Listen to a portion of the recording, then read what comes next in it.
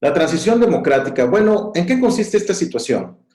Hemos mencionado en los videos que existen a partir de la década de los 70, específicamente en los sexenios del presidente Echeverría y del presidente López Portillo, dos grandes problemas. El principal pareciera que es de tipo económico y como que es el que más llama la atención, pero también hay un problema político, hay un desgaste que trae como consecuencia un problema de legitimación. El partido de régimen Estado muestra síntomas de cansancio y lo que viene siendo la clase política que pertenece a otros partidos políticos o la oposición comienza a hacer presión para que se abran espacios.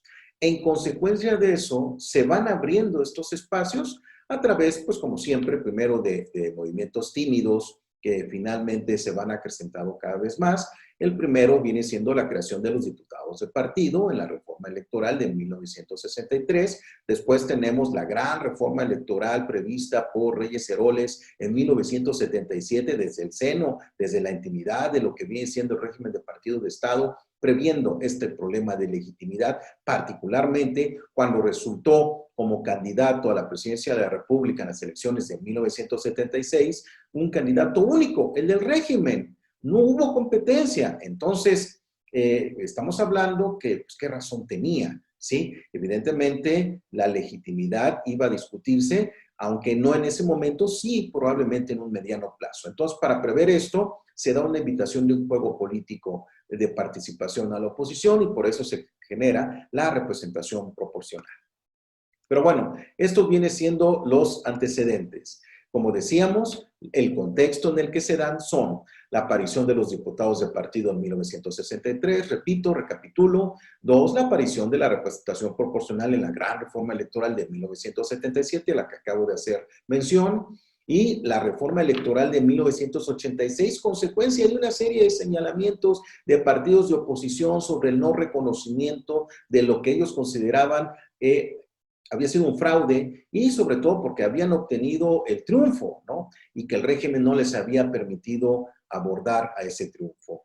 Específicamente lo que se dice en el punto 4, las denuncias de fraude electoral en San Luis Potosí y en Chihuahua en la década de los 80, especialmente la presidencial en 1988, en donde pues evidentemente la oposición va generando cohesión, sobre todo con identidad de sociedad civil. El punto quinto, que es el reconocimiento del régimen de las primeras elecciones ganadas por la oposición, como viene siendo el caso de Baja California Sur en 1989. Ya un reconocimiento, comienza a resquebrajarse lo que viene siendo el control total del sistema.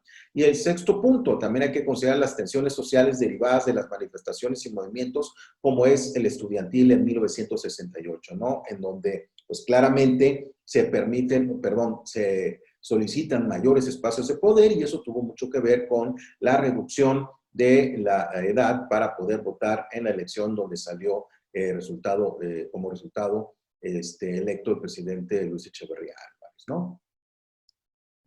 Símbolos del cambio, la evolución del derecho electoral, transición a la democracia. Este es un punto muy importante porque el desarrollo de lo que viene siendo el derecho electoral nos indica con claridad cómo va evolucionando, cómo se van dando las instituciones dentro de lo que es la transición política. Fíjense ustedes, son las reformas electorales que implican la evolución de las instituciones. En ese sentido, se advierten las instituciones jurídicas que en ellas se desarrollan, las cuales se refieren tanto a quienes pueden participar, quién organiza las elecciones, cómo se garantiza la imparcialidad, quién resuelve los conflictos electorales, cuáles mecanismos y herramientas se usan en las elecciones, el tiempo de campaña, financiamientos y un largo etcétera. La determinación de delitos electorales también surge y el subsecuente desarrollo de un derecho penal electoral en consecuencia. Todo lo anterior se origina en la percepción de desconfianza por parte de la sociedad en cuanto a lo que había sido el manejo de las elecciones por las entonces autoridades. Se da la reforma electoral de 1986-87, la cual es vigente para la elección presidencial de 1988.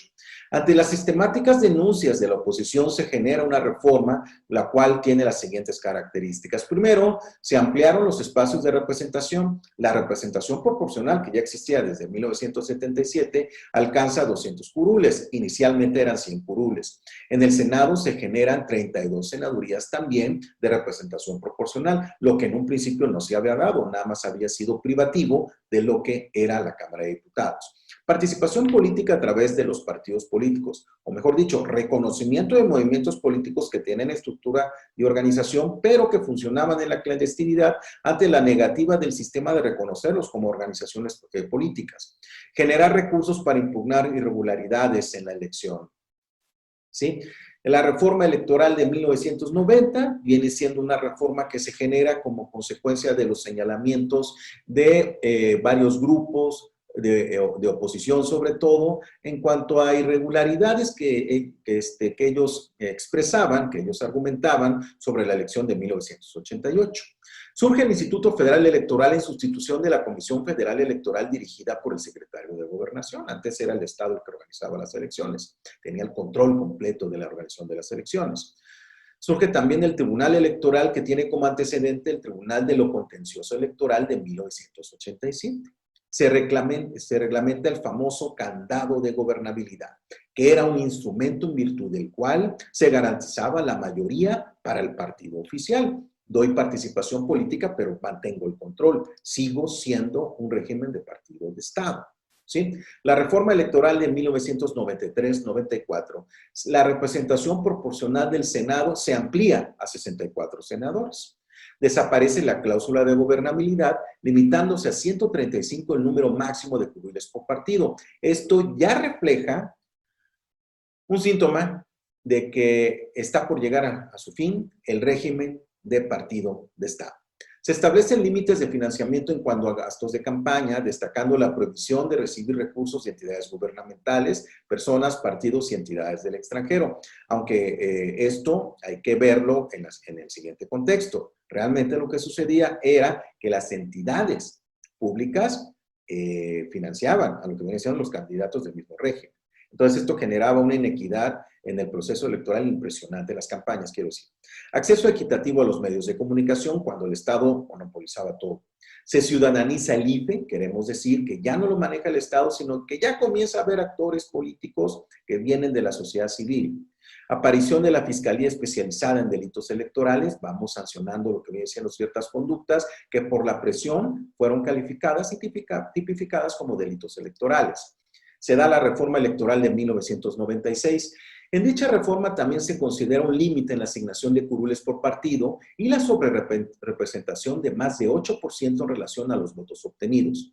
La elección de 2000, que generó alternancia en la elección del pináculo político del sistema, esto es el presidente, ¿sí? El replanteamiento de la función del Tribunal Electoral, primariamente al incorporarse al Poder Judicial Federal en la gran reforma de 1994-95, se reconoce la acción de inconstitucionalidad en materia electoral y se amplían los mecanismos de protección de los derechos político-electorales. Y, sobre todo, algo muy importante, en 1997, en las elecciones intermedias que corresponden al presidente Zedillo, el Congreso es perdido por el partido oficial.